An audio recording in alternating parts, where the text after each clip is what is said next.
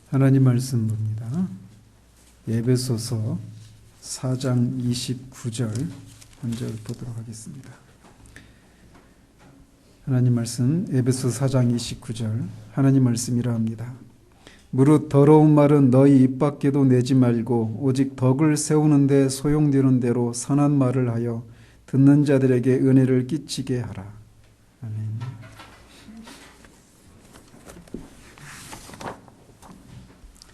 네, 2주 전에 우리가 28절을 살폈습니다.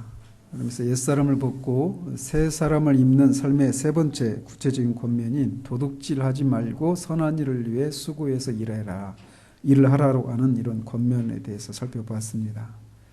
그러면서 이 도둑질하려고 하는 이 심리의 그 기저에 깔려 있는 것은 일하지 않고 노력하지 않고 무엇인가를 얻으려고 하는 그런 심리가 깔려 있다라고 말씀드리면서 도둑질은 단지 남의 물건을 훔치는 것만이 아니라 남의 지식이나 시간뿐만 아니라 일을 하지 않는 것, 다른 사람을 구제하기 위해서 선한 일을 하지 않는 그것도 도둑질에 해당이 된다라고 하는 내용들을 우리가 같이 살펴보았습니다. 오늘은 네 번째 권면으로 심령이 새롭게 된 사람으로서 언어 생활, 말을 어떻게 해야 되는가, 어떤 말을 해야 되는가 라고 하는 내용에 대해서 살펴보도록 합니다. 우리는 흔히 구원받은 사람이다, 또 구원받은 사람이 살아가는 삶이다 라고 말할 때 어떤 굉장히 크고 굉장히 종교적인 것들, 이런 것들 중심으로 생각하기가 쉽습니다. 그러나 구원받은 사람의 생활이라고 하는 것은 늘 우리 주변의 그 생활 습관에서 드러나는 정말 시시하고 너절하고 비천한 그런 인간성부터 하나하나 고쳐나가는 그런 것으로부터 시작이 되는 것입니다. 그리고 그런 것을 통해서 내가 정말 구원받은 사람이구나, 내가 더 이상 옛사람이 아니고 새 사람이 되었구나 라고 하는 것을 드러내는 것이에요. 그리고 이런 일들은 단순히 교회 다니고 찬송을 부르고 기도하면서 왔다 갔다 한다고 해서 저절로 고쳐지는 것이 아닙니다. 말씀을 통해서 옳은 것이 무엇인가를 듣고 그 말씀 앞에 스스로를 비추고 반성해서 의식적으로 내가 이런 부분에 잘못이 있구나, 이런 부분에 내가 여전히 부족함이 있구나, 내가 이런 것들을 알지 못했구나 라고 하는 것을 깨닫고 그런 것들을 인해서 하나님 앞에 회개하고 반성을 하고 성령을 의지해서 그가 이끄시는 대로 자꾸 하나하나 순종해 나가는 과정들을 통해서 우리가 그리스도다운 그런 성품을 드러내게 되는 것입니다. 어느 날 한번 산에 올라가서 기도원에 올라가서 금식 기도하고 큰 은혜를 경험해서 우리가 그런 신령한 사람이 되는 것이 아니라 매일의 삶 가운데서 그렇게 하나하나 우리들의 그 잘못된 것들을, 부족한 것들을 비추고 성령을 의지해서 하나씩 고쳐나가는, 순종해 나가는 것을 통해서 우리가 그렇게 되어져 가는 거예요. 그래서 오늘 사도가 우리에게 권면하고 이런 내용들, 말에 관한 것들, 우리는 이 한 주 동안에도 수없이 많은 말을 했습니다. 어떤 분들은 상대적으로 다른 사람들에 비해서 말을 많이 하지 않은 사람도 있습니다. 그렇지만 말을 한마디도 안 하고 지난 사람은 여기에 아무도 없어요. 누군가를 만나서 어떤 말들을 분명히 하고 이 한 주간을 보내왔을 거란 말이죠.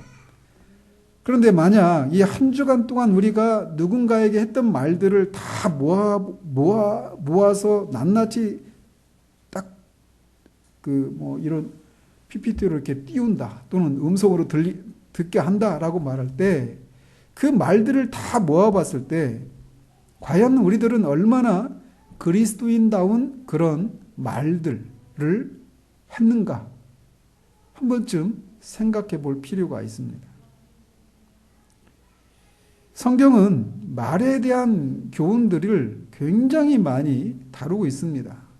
구약의 경우에는 잠언에서 특히 많이 다루고 있고, 신약의 경우에도 이 에베소서에서도 그렇고 모든 서신서들에서 다 말과 관련된 내용들을 아주 중요하게 다루고 있어요. 또 야고보서에서도 그런 내용들을 주로 3장에서 말의 문제에 대해서 아주 중점적으로 다루고 있습니다. 왜 성경은 말이 왜 이렇게 중요한지 그 말에 관한 얘기들을 그렇게 많이 다루고 있을까요? 첫 번째로는 말이라고 하는 것은 그 사람이 어떤 사람인가를 말해주는 가장 중요한 지표가 되기 때문에 그렇습니다. 자문에서 그 사람의 생각이 어떠하면 위인이 어떠하다라고 말씀합니다. 즉 그 사람이 어떤 생각을 가진 사람인가를 알면 그 사람의 존재가, 그 사람의 인격이 어떤 인격의 소유자인지를 알 수 있다라는 거예요. 그렇다면 한 사람이 가진 생각은 무엇으로 나타날까요? 주님은 복음서에서 사람의 마음속에 쌓여있는 것들을 자연스럽게 밖으로 발설하기 마련이다라고 말을 합니다. 즉 사람 안에 있는 그 생각이 무엇을 통해서 드러나느냐면 말을 통해서 드러나는 거예요. 그래서 말은 그 사람이 어떤 사람인가를 말해주는 매우 중요한 그런 지표가 되는 것입니다. 그렇기 때문에 말에 대해서 굉장히 여러 곳에서 말에 있어서 우리가 교훈을 받고 그리스도인다운 하나님 백성다운 그런 언어 생활을 할 것에 대해서 교훈하고 있는 거예요. 야고보서 3장 2절에서 사도 야고보는 만약 어떤 사람이 말에 있어서 실수가 없으면 온전한 사람이다 라고 말을 합니다. 저나 여러분이나 모두 실수가 많은 사람들입니다. 그래서 가정에서도 직장에서도 학교, 우리 여기에는 학교 다니는 사람이 없네요. 아마 학교에서도 그렇고 또 사람들과의 관계 속에서, 부부 관계 속에서, 부모 자녀 간의 관계 속에서, 이웃들과의 관계 속에서 많은 실수들을 범하고 살아요. 특별히 말과 관련해서 많은 실수들을 합니다. 내가 왜 그때 그 사람에게 그런 상황에서 그런 말을 했을까라고 하는 그런 후회를 하게 되는 경우들이 우리는 굉장히 많아요.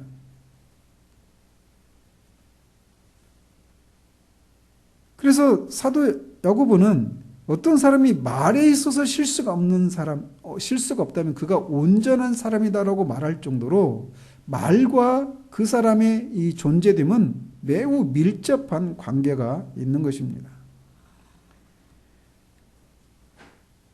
이처럼 말은 이렇게 그 사람이 어떤 사람인가라고 하는 것을 드러내주는 가장 중요한 지표가 되기 때문에 새 사람으로서 그리스도와 연합을 통해서 새 사람이 된 사람으로서 합당한 말을 하는 것을 통해서 그가 진짜 심령이 새로워진 사람인가 아닌가를 드러내주는 것이기 때문에 성경은 말에 대한 교훈들을 매우 중요하게 다루고 있는 것입니다. 뿐만 아니라 죽고 사는 것이 혀의 힘에 달렸나니 혀를 쓰기 좋아하는 자는 혀의 열매를 먹으리라 라고 하는 말씀에서 알 수 있듯이 말이 미치는 그 파급력이 굉장히 크다라고 성경은 말을 하고 있습니다. 그래서 야고보 사도는 또 3장 3절에서 5절까지 해서 혀의 파괴성에 대해서 강조하면서 이 혀는 말의 이 재갈과 같은 것이고 큰 배를 움직이는 작은 키와 같은 그런 역할을 하는 것이다라고 말을 합니다. 그 힘이 센, 엄청난 힘을 가진 그 말도 그 입에 씌운 입에 재갈을 물리면 어린 아이들이라도 그 재갈을 제어하면 통제가 됩니다. 그 말에 비해서 그 재갈이 차지하는 위치는 굉장히 작아요. 또 큰 배도 어디로 그 큰 배가 움직이는데 그렇게 큰 배처럼 큰 키가 필요한 게 아니다라고 말을 합니다. 매우 작은 키임에도 불구하고 그렇게 큰 배를 움직이는 역할을 한다라는 거예요. 그런 것처럼 우리 몸에서 말을 하는 기관인 혀가 차지하는 그 분량은 굉장히 작지만 그 작은 혀로 인해서 파생되는 그 파괴력은 굉장히 크다라고 말을 해요. 그래서 6절에서 이렇게 말을 합니다. 혀는 곧 불이요 불의의 세계라.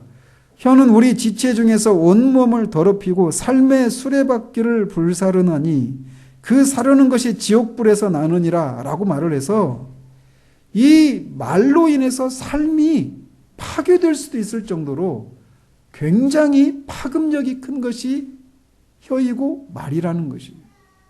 그렇기 때문에 말의 중요성을 강조하지 않을 수 없다는 겁니다. 그뿐만 아니라 여기까지만 말한다면 기독교와 다른 도덕과 윤리와 큰 차이가 없겠죠. 다른 곳에서 다 그렇게 동의하니까 말이죠. 중요한 것은 이것뿐만이 아니라는 것입니다. 성경은 말이 미치는 그 파급력은 이 땅에서의 삶에만 영향을 끼치는 것이 아니라고 말하고 있다는 사실이에요. 시편 기자는 여호와여 내 혀의 말을 알지 못하는 것이 하나도 없으시니이다 라고 말을 합니다. 우리가 말하는 것을 하나님이 알지 못하신 것이 하나도 없다라고 말을 해요. 무슨 말을 했든지 하나님이 다 아신다라는 겁니다.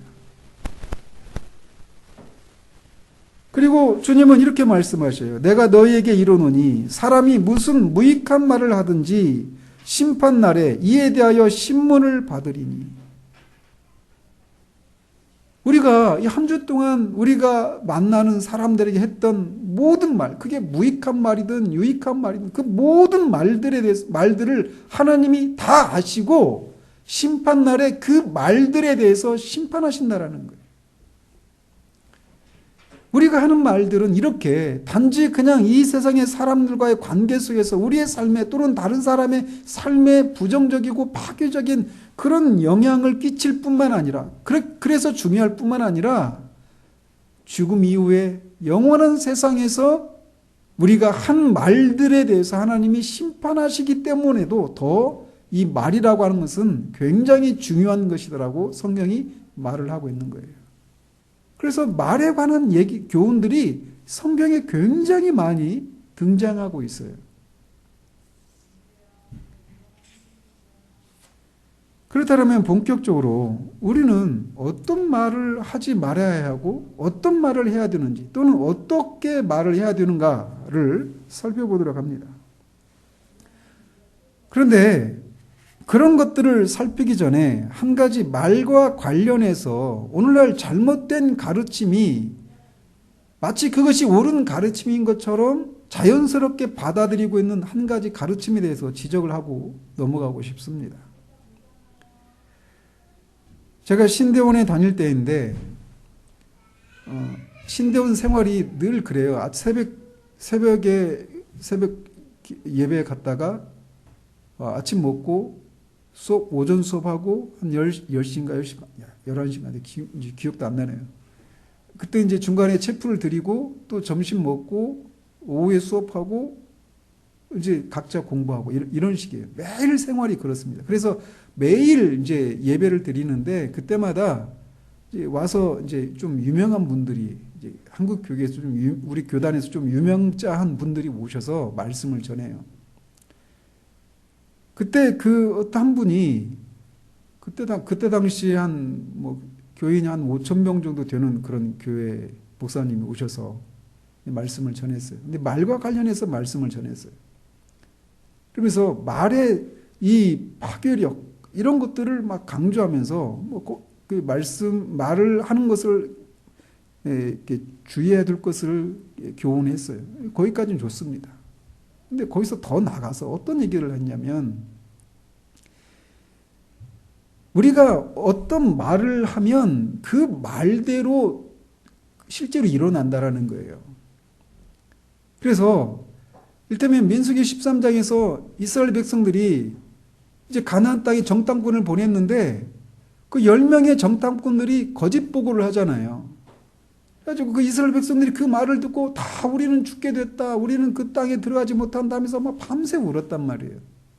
그리고 하나님이 그 말씀을 들으시고 그들의 말대로 그렇게 20세 이상의 이스라엘 백성들은 그 땅에 들어가지 못하게 하셨단 말이죠. 그 얘기를 가지고 끄집어서 우리가 하는 말들, 방금 말씀드린 것처럼 우리 입의 말들을 하나님이 다 아신다, 다 들으신다. 그리고 그 사건을 통해서 하나님이 그렇게 우리가 그 사람들이 말했던 대로 그대로 그렇게 일어나게 하셨다. 그러니까 우리 입에서 나오는 말들을 주의해야 된다. 그런 얘기를 하는 거예요. 그러면서 그 교회 그 교회 전도사님이 막 교회 일을 하다가 너무 힘들어가지고 힘들어 죽겠다. 이렇게 했더니 막 놀래면서 막 주의를 줬더라는 거예요. 네 말대로 죽게 된다는 것이. 그러면서 또 한 걸음 더 나가는 거예요. 그러니까 우리가 부정적인 말을 하는 것도 그대로 일어날 뿐만 아니라 긍정적으로 하는 말도 일어난다라는 거예요. 왜? 우리 말에는 그런 힘이 있으니까. 그러면서 갑자기 우리들을 하나님으로 만들어버린 거예요. 하나님 입에서 나오는 것은 그대로 이루어지잖아요. 하나님 입에서 나오는 말들은 결코 헛되이 돌아가지 않거든요. 말씀대로 다 이루어지거든요. 그래서 마치 이제 그 말이 가진 그런 파급력을 설명하다가 이제 삼천포로 빠지는 거예요. 그래서 내가 원하는 대로 말을 하면 그대로 이루어지는 거예요. 그런데 이게 그냥 그 목사님만 말씀하시는 것이 아니라 오늘날 소위 적극적인 사고방식 또는 긍정의 힘, 이런 조엘 오스틴이라고 하는 목사도 아닌, 저는 목사가 아니라고 생각하는데, 그런 사람이 말하는 그런 것들이 그냥 우리 한국교회에 그냥 너무 자연스럽게 퍼져 있습니다.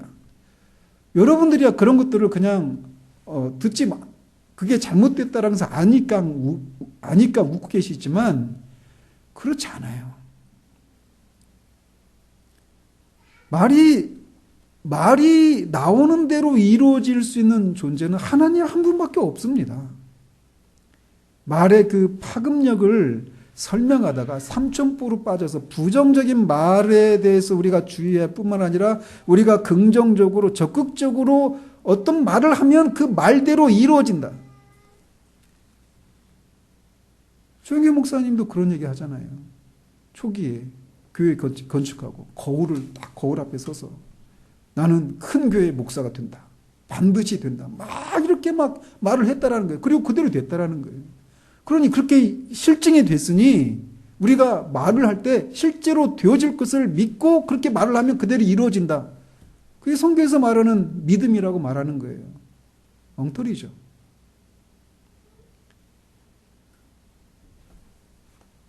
그래서 그런 성경이 오늘날 이렇게 유행하고 있고 유명하고 뭔가 사람들을 많이 끌어모으는 그런 사람들이 하는 말들을 여과 없이 그냥 그게 옳은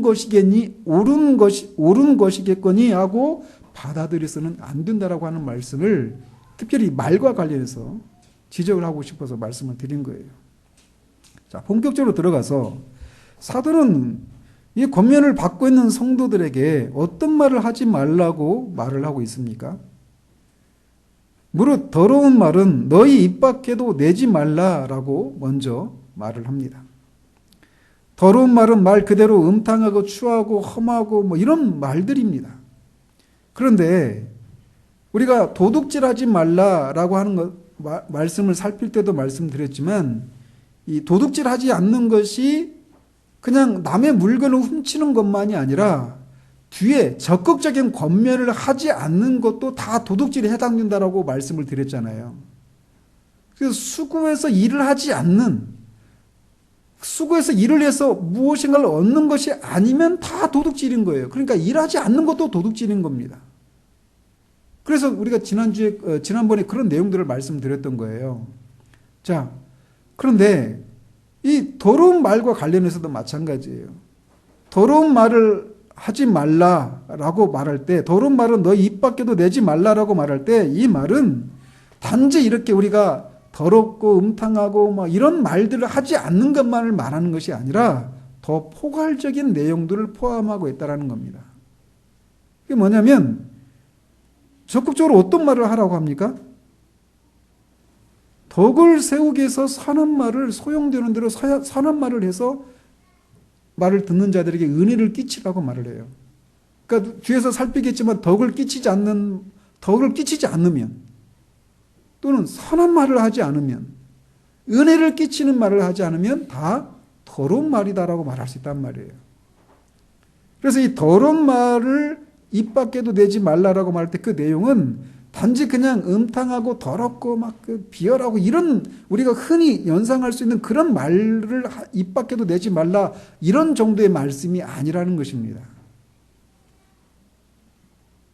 그래서 직접적으로 더러운 말은 너 입 밖에 내지 말라 이렇게 말하고 5장 4절에서도 똑같은 말을 해요. 누추함과 어리석은 말이나 희롱의 말이 마땅하지 않다 이렇게 말을 합니다. 누추하고 어리석은 말, 희롱의 말, 남을 막 놀려서 재미를 느끼고 그 사람에게 어떤 인격적인 수치를 불러일으키는 그런 말들을 하는 거 이것도 옳지 않다라고 말을 하는 거예요. 그것도 더러운 말에 해당되는 거란 말이죠. 또 디모데후서 2장 16절에서는 망령되고 헛된 말을 버리라. 그들은 경건하지 아니하며 점점 나아간다라고 말을 합니다. 이것은 망령되고 헛된 말은 당시 디모데가 사역했던 교회가 에베소 교회였는데 공교롭게 이 에베소서 우리가 살피고 있잖아요. 이 에베소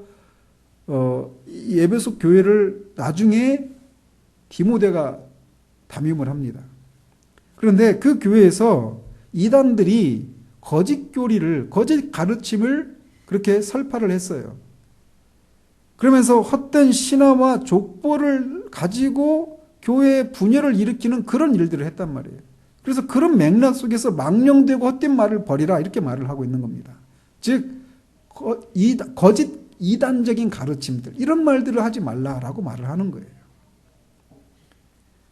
이런 것들은 더러운 말을 우리가 일반적으로 연상할 수 있는 더러운 말에 해당될 수 있어요. 그런데 이 더러운 말에는 그런 말만 있는 것이 아니라 남에게 상처를 주는 그런 말도 더러운 말이다라고 말할 수 있습니다. 우리는 너무나 많은 경우에 말로 인해서 상처를 주고 받습니다. 일방적으로 상처를 받기만 하는 사람 없어요. 일방적으로 상처를 주기만 하는 사람도 없습니다. 다 상처를 주고 받는 거예요. 그런데 그 중에 가장 심한 게 뭐냐면, 가장 흔한 게 뭐냐면 말이에요. 그래서 그 말이 얼마나 그 사람에게 큰 상처가 되는지를 잠언 기자는 이렇게 말을 합니다. 칼로 찌름같이 함부로 말하는 자가 있거니와. 이 말로 인해서 받는 상처를 칼로 찔림을 받는 것에 비유하고 있을 정도로 말이 주는 상처는 굉장히 크고 때로는 그것이 야고보 사도가 말하는 것처럼 우리의 삶의 수레바퀴를 태워버릴 정도로 삶이 파괴될 정도로 큰 그런 말들이라는 것이죠. 즉 그렇게 남에게 상처를 주는 그런 말들을 하지 입 밖에도 내지 말라라는 거예요. 오늘날에는 이 말이라고 하는 것이 더 범주가 넓죠. 실제로 말뿐만 아니라 글을 통해서도 우리는 남에게 상처를 주는 말들을 많이 해요. 여기 계신 분들은 뭐 뉴스나 이런 데 댓글을 남기거나 이런 분들이 거의 없죠. 그죠? 근데 댓글들, 이런 악플이라고 하잖아요. 이런 것 때문에 자살에 이르는 경우들이 허다해요. 오늘날. 어떤 사람들은, 여기 계신 분들은 그런 분들이 안 계시는데, 막 자기가 하고 싶은 대로 그냥 일단 막 말을 합니다. 그러면서 자신은 뒤끝이 없다라고 말을 해요. 그래서 자기가 하고 싶은 거 다 합니다. 그런데 그 말을 들은 사람은 뒤끝이 남아요. 그것 때문에 끙끙대고 상처를 받는단 말이에요. 그런데 그 말이 그렇게 누군가에게는 자신은 뒤가 깨끗한 사람이어서 어떤 말을 해도 나는 상처를 주거나 받지 않는다고 생각할지 모르지만 누군가는 그 말 때문에 칼로 찔림을 받은 것 같은 그런 상처를 받을 수 있다는 사실들을 기억해야 합니다. 허물을 덮어주는 자는 사랑을 구하는 자요 그것을 거듭 말하는 자는 친한 것을 이간하는 자니라라고 잠언 기자는 말합니다. 남에게 상처를 주는 말들은 그 중에 하나가 뭐냐면 남의 허물을 끊임없이 들춰내는 거예요. 부부 사이에 싸울 때도 그런 얘기들이 많죠.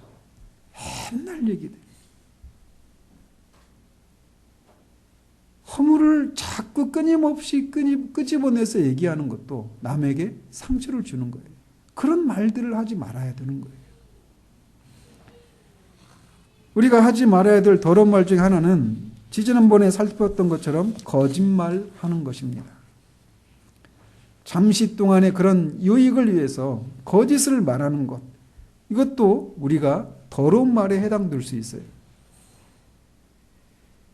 욥은 결코 내 입술이 불의를 말하지 아니하며 내 혀가 거짓을 말하지 아니하리라 라고 말을 해서 불의에 해당되는 말들을 하는 것, 거짓을 말하는 것, 이것도 다 더러운 말에 해당된다라고 우리가 생각할 수 있습니다. 또 뿐만 아니라 성급하게 말을 하는 것도 더러운 말에 해당이 될 수 있습니다. 네가 말이 조급한 사람을 보느냐, 그보다 미련한 자에게 오히려 희망이 있느니라 라고 말을 합니다. 남의 말을 다 듣기도 전에 지레 짐작해서 말을 자르고 들어가서 급하게 말을 하는 것. 어떤 일이 벌어졌을 때 그 일의 그 전후 사정들을 충분히 알아본 후에 말을 해도 늦지 않은데 그냥 듣자마자 바로 떠오르는 생각들을 급하게 말을 하고 그 사람에 대해서 판단하는 그런 말들을 하는 것. 이것도 더러운 말에 해당될 수 있어요. 또 많은 말을 하는 것도 우리가 더러운 말에 해당이 될 위험이 있습니다. 말이 많으면 허물을 면하기 어려우나 그 입술을 제어하는 자는 지혜가 있느니라 라고 자문기자는 말합니다. 말이 많으면 허물을 면하기 어렵습니다. 또 소위 뒷담화를 하는 것. 남의 말하기를 좋아하는 자의 말은 별식과 같아서 뱃속 깊은 데로 내려가느니라 라고 말합니다. 또 두루 다니며 한담하는 자는 남의 비밀을 누설하나니 입술을 벌린 자를 사귀지 말지니라 라고 말을 합니다. 없는 자리에서 다른 사람의 흉을 보는 그런 얘기들. 이게 얼마나 달콤한지 아시죠? 상사 뒷담화, 시어머니, 시아버지 뒷담화, 또 장인, 장모 공평하게. 누군가의 어떤 뒷담화를 하는 이런 것들이 별식과 같다라고 말을 해요. 성경이 과장하는 게 아니에요. 이런 것들이 다 부정한 말에 해당이 될 수 있어요. 자, 보십시오. 우리가 이런 것들만 가지고도 우리가 이 한 주간의 삶을 돌아보면 내가 얼마나 입 밖에 내지도 말아야 될 말들을 얼마나 많이 했는가라고 하는 것을 생각하지 않을 수 없습니다. 특별히 말을 많이 하면 많이 할수록. 그래서 말에 대해서 성경이 일차적으로 권면하고 있는 것은 절제하라고 얘기하고 있어요. 그러므로 생명을 사랑하고 좋은 날 보기를 원하는 자는 혀를 금하여 악한 말을 그치며 그 입술로 거짓을 말하지 말라라고 베드로 사도를 통해서 말합니다. 또 내 사랑하는 형제들아 너희가 알지니 사람마다 듣기는 속히 하고 말하기는 더디하며 성내기도 더디하다라고 말을 합니다. 말하기를 더디하라고 얘기해요. 또 자문기자는 말을 아끼는 자는 지식이 있고 성품이 냉철한 자는 명철하니라 라고 말을 합니다. 그래서 우리가 소극적인 측면은 뭐냐면 말을 절제하는 것이 필요하다라는 겁니다. 그렇지만 그렇게 말을 절제하고 말을 하지 않아서 남에게 상처를 주지 않고 또 부정한 말들을 해서 내 스스로를 또는 다른 사람을 더럽히고 삶을 파괴하는 그런 일들을 하지 않는 선에서 그친다라면 기독교와 다른 종교가 도덕과 윤리와 다를 바가 없어요. 성경은 그것을 넘어서서 적극적인 것을 우리에게 권면하고 있습니다. 사도가 지금 이렇게 옛사람을 벗고 새사람을 입는 삶을 살 것에 대해서 구체적으로 권면하고 있는 이 배경이 어떤 배경에서 하고 있는가를 기억해야 됩니다. 지금 사도는 교회에 관해서 얘기하는 중에 교회의 지체들이 어떻게 살아야 되는가를 얘기하고 있는 거예요. 교회는 하나님이 이 땅에 두셔서 하나님의 각종 지혜를 하늘과 땅에 있는 모든 통치자들에게 드러나도록 하기 위해서, 하나님의 지혜가 어떠한 것인가를 드러내도록 하기 위해서 세워진 기관이라고 말씀을 드렸어요. 그러면 하나님의 그 지혜를, 하나님의 어떠하심을 무엇을 통해서 드러낸다라고 말씀드렸습니까? 두 가지라고 그랬죠. 하나는 거룩함이요, 하나는 하나됨이에요. 그 교회의 거룩함과 하나됨을 해치는 것들이 무엇인가, 또 그 해치지 않기 위해서 어떻게 해야 되는가를 말하는 중에 이렇게 구체적인 권면들을 하는 겁니다.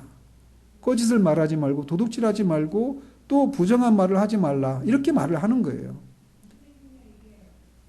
그런데 하나됨을 드러내는 것, 상처를 주는 말을 하는 것은 하나됨을 깨뜨리는 것이죠. 그런데 상처를 주는 말을 하지 않으면 하나됨이 유지됩니까? 또는 하나됨이 더 증진이 됩니까? 그게 아니란 말이에요.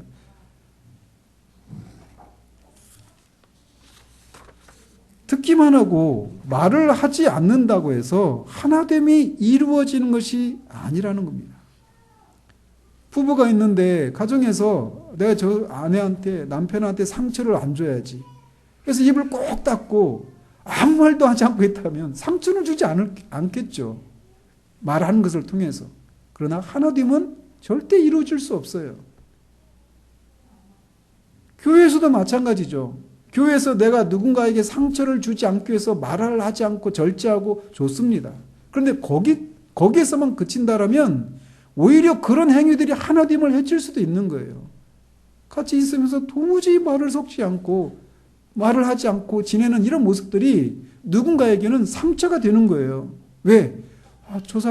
저분은 왜 나한테 말도 걸지 않지?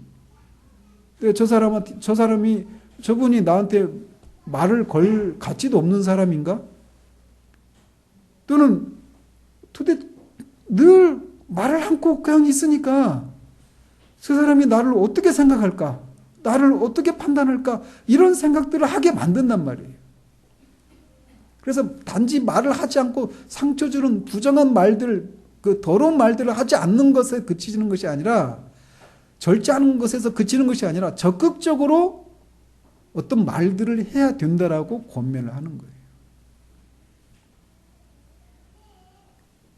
사도는 그래서 무릇 더러운 말은 너 입 밖에도 내지 말라라고 말한 후에 오직 덕을 세우는 데 소용되는 대로 선한 말을 하여 듣는 자들에게 은혜를 끼치게 하라라고 하는 적극적인 권면을 이어서 말하고 있는 것입니다. 5장 4절에서도 마찬가지예요. 누추함과 어리석은 말이나 희롱의 말이 마땅하지 않다. 그러니까 그런 말을 하지 말라 해서 그치지 않고 오히려 감사하는 말을 하라라고 말하면서 적극적인 권면을 하고 있단 말이에요. 골로새서 4장 6절에서도 너희 말을 항상 은혜 가운데서 소금으로 맛을 냄과 같이 하라. 그리하면 각 사람에게 마땅히 대답할 것을 알리라 라고 말에 있어서 적극적인 권면들을 말하고 있습니다.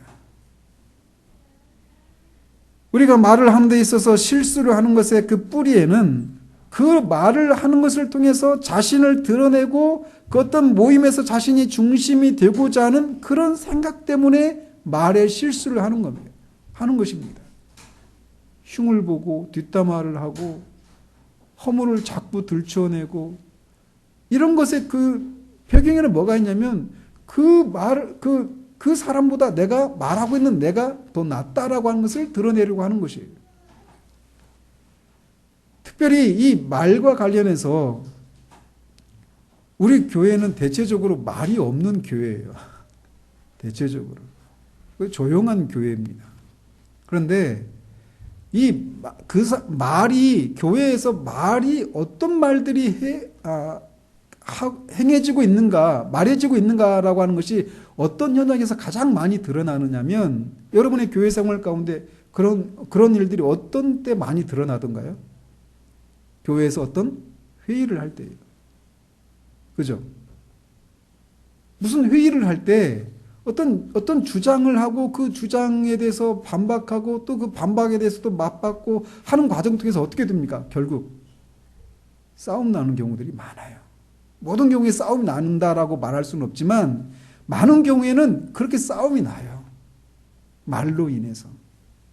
근데 그렇게 말을 통해서 누군가에게 상처를 주고 또 자신의 주장을 막 관철시키려고 하는 이런 것들의 뿌리에는 뭐가 있냐면 내가 중심이 되고자 하는, 그리고 내가 드러나고 내가 중요한 사람이다라고 하는 것을 인정받고자 하는 그런 욕구들이 있는 거예요. 그리고 이게 거듭나지 못한 사람의 중심에 있는 생각들인 거예요. 그러나 그리스도인은 더 이상 그런 사람이 아니라는 것입니다. 자기중심적이고 자기를 드러내고 자기가 모든 것에 이 중심이 되고자 하는 자기 이기적이고 자기중심적인 그런 삶에서 벗어난 사람이 그리스도인이라는 거예요. 그래서 어떤 사람이 어떻게 되느냐? 그는 자기가 아니라 이제 자기 옆에 있는 이웃을 챙기고 돌아보는, 이웃을 섬기는 그런 사람이 되는 것입니다. 말과 관련해서도 그래서 사도는 내가 스스로 그냥 어떤 부정한 말을 하지 않는 것에도 그치는 것이 아니라 적극적으로 덕을 세우는, 덕을 세운다고 할 때 누구를 세우는 겁니까? 다른 사람을 세우는 거예요. 나를 세우는 것이 아니라. 그래서 이 말을 통해서 사도는 세 가지 원칙을 우리에게 제시해주고 있어요. 먼저 말을 할 때는 덕을 세우기 위해서 하라는 것입니다. 내가 높아지고 내가 두드러지게 하기 위해서 말을 할 것이 아니라 이웃을 세우고 이웃을 드러내주기 위해서, 덕을 세우기 위해서 말을 하라라고 말을 하고 있어요. 또 사도는 선한 말을 하라라고 말합니다.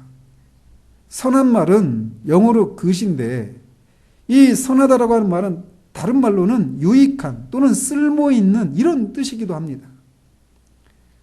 따라서 선한 말을 하라라고 하는 것은 쓸데없이 아무 말이나 늘어놓는 것이 아니라 뭔가 가치 있고 유익한 말을 하라고 하는 그런 뜻이에요. 그래서 그 사람하고 얘기하면 뭔가 유익하고 도움을 받는다라고 하는 그런 생각을 가지게 하는 그런 말들을 하라고 사도가 얘기하고 있는 거예요. 제가 이 말씀을 준비하면서 오늘 우리 점심시간 이후로, 이 예배 끝난 이후로 우리 교회 너무 조용해지는 거 아닌가 이런 염려가 막 되더라고요. 그러나 그렇지, 웃으시는 거 보니까 아유, 내가 지금까지 교회에서 어떻게 말을 했을까 하면서 이제 조심해야지 이런 생각만 가지고 있을지 모르겠어요.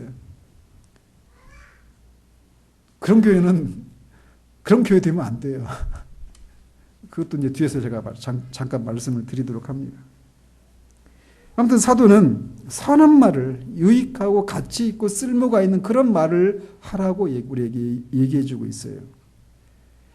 그러면서 이렇게 사도는 덕을 세우기 위해서 선한 말을 하되 또 한 가지 원리를 우리에게 제시해 주고 있어요. 그게 뭐냐면 소용되는 대로 하라고 권면하고 있습니다. 덕을 세우는데 소용되는 대로 선한 말을 하라라고 말을 하고 있어요. 여기서 소용되는 대로라고 하는 말은 다른 말로는 경우에 맞게 하라라고 하는 말입니다. 우리는 이런 일에 있어서, 이 일에 있어서 얼마나 실수가 많은지 모릅니다. 그래서 그 말 자체로는 선한 말이고 덕을 세워주는 말인데 그 말이 경우에 맞지 않는 그런 말인 경우도 굉장히 많아요. 그죠? 그래서 그 말 자체로는 선한데 그 사람을 덕을 세워주기 위해서 하는 말인데 오히려 그 사람에게 상처가 되기도 합니다. 그 말 자체를 가지고 따지면 틀리지 않아요. 맞는 말인데도 그 사람을 오히려 정죄하고 상처가 되게 하는 그런 말이 될 수도 있어요.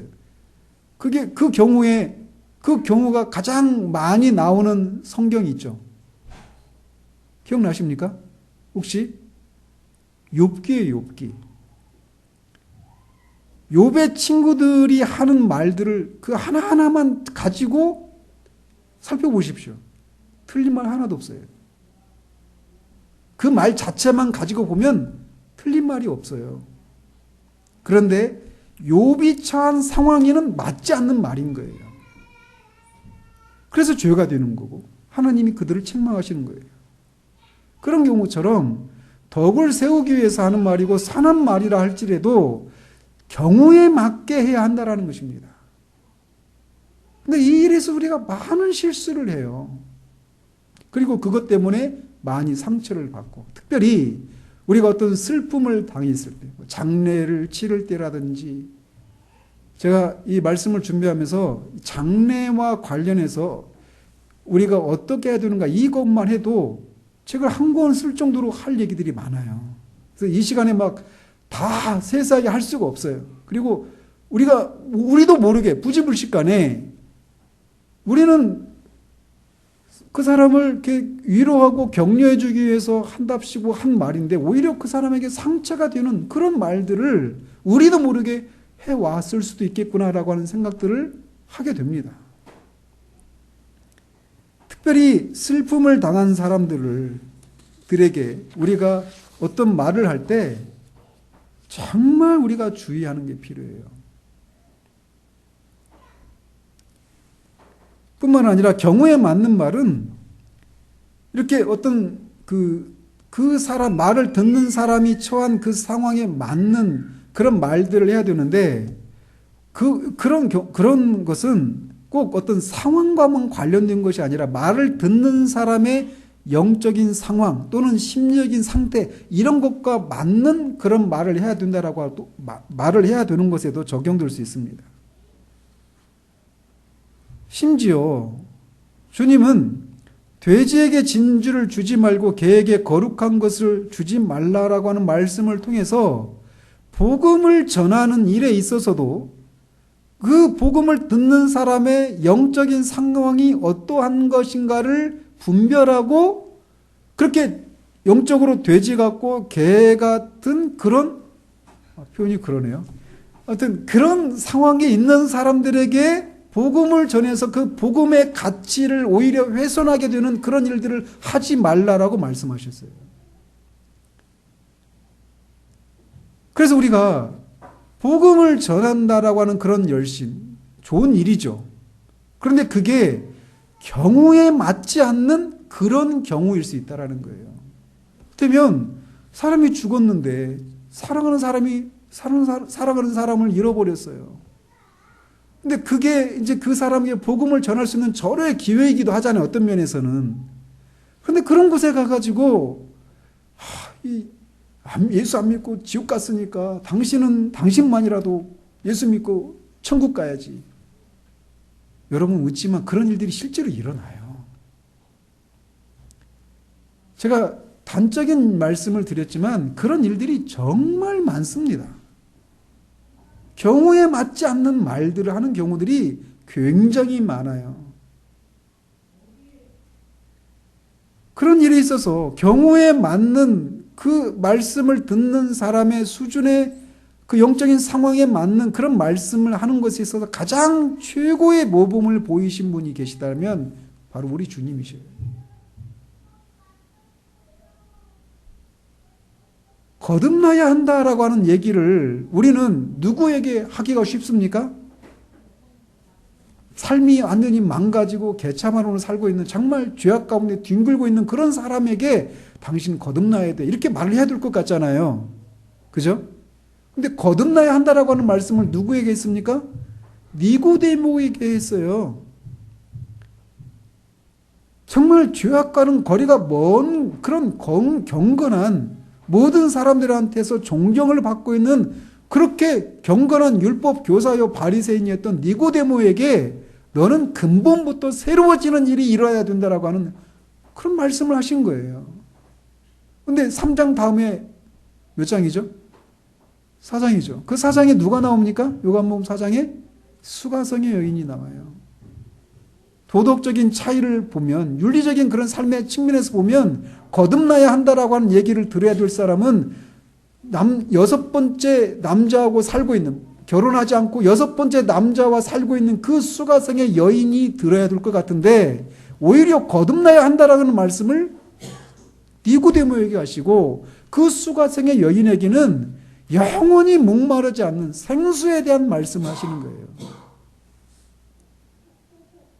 당신을 믿으면 영원히 그 영혼이 목마르지 않는다라고 하는. 오히려 그 말씀은 니고데모에게 해야 될 것 같잖아요. 그죠? 주님은 그 일에 있어서 실수가 없으셔요. 경우에 맞는 그런 말씀을 하시는 거예요. 따라서 누군가에게 우리가 어떤 말을 하기 전에 그 사람의 말을 먼저 들어야 합니다. 그리고 말을 듣기 전에 저 같은 경우는 그래요. 그 사람이 내가 해야 될 말이 무엇인가를 가르쳐 주시기를 말을 듣는 중에 계속 하나님 앞에 기도합니다.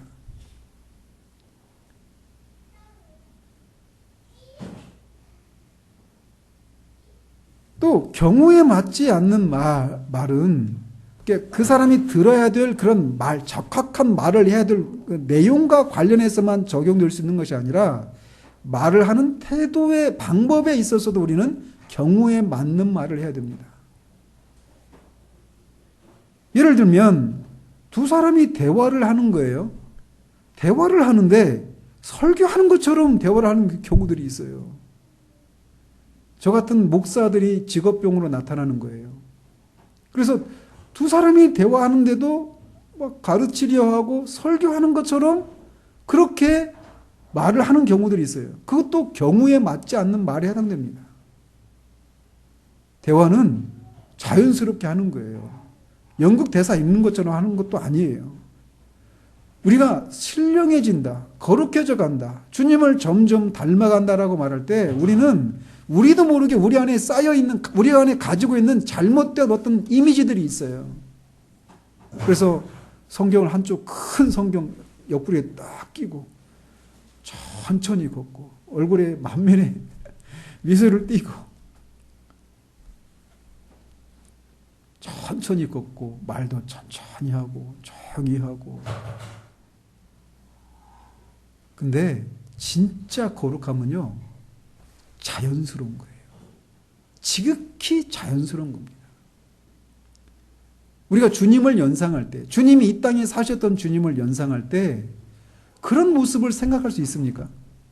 주님이 그 율법 두루마리 막 그렇게 큰 거를 막 지게에다 딱 등에다 얹고 천천히 걷고 말을 할 때도 그대가 저는 정말 소름 돋아요. 거룩해지는 것은요 죄가 없는 상태에서 자연스러워지는 거예요.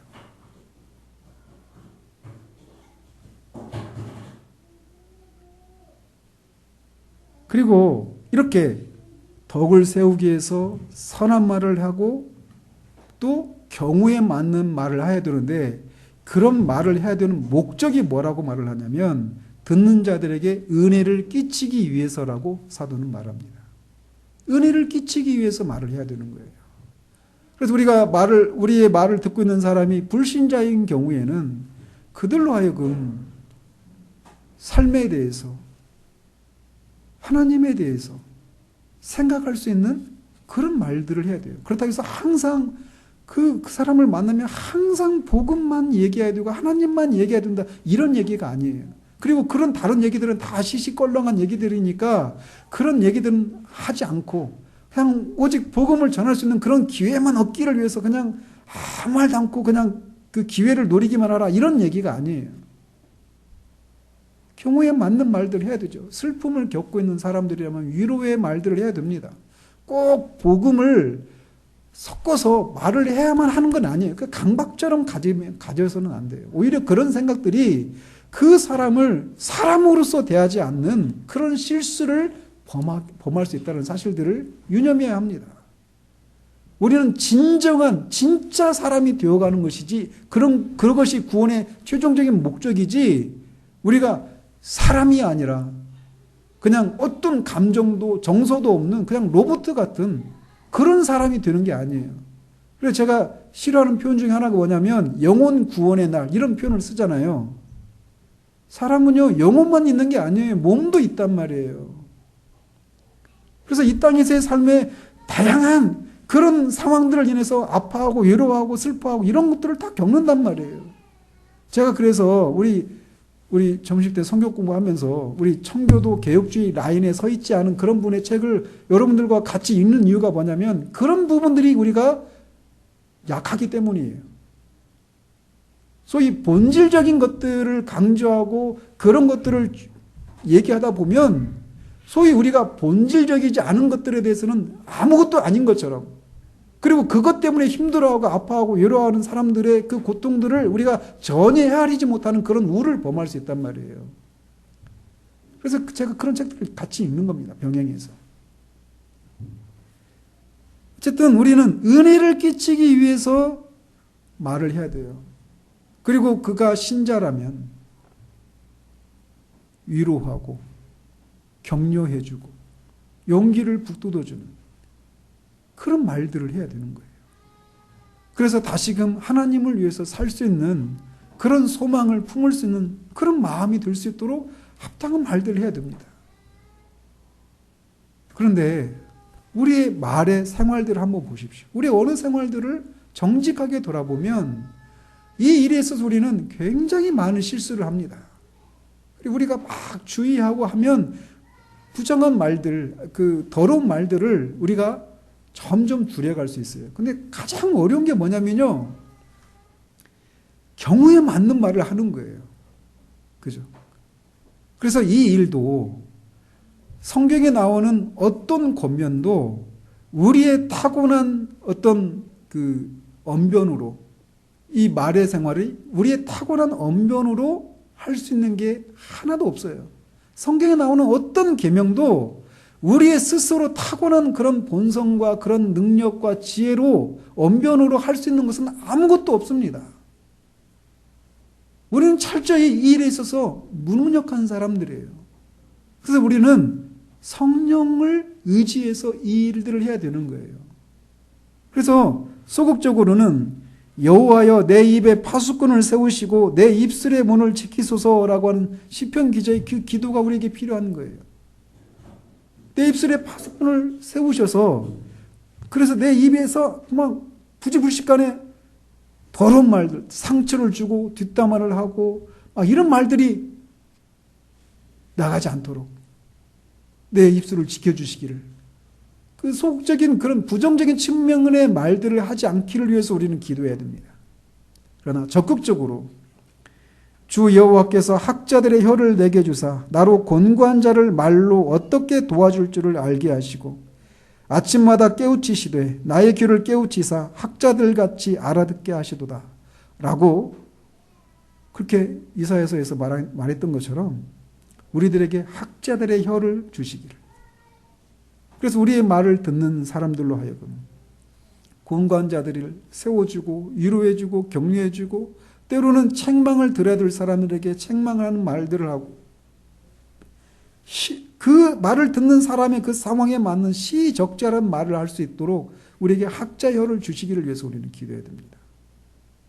결국 이 말과 관련해서도 우리는 누구를 지향하고 있는 것이냐면 앞에서도 말씀드린 것처럼 우리 주님을 지향하고 있는 거예요. 우리 주님이 이 땅에 사시면서 어떤 말들을 하셨는지,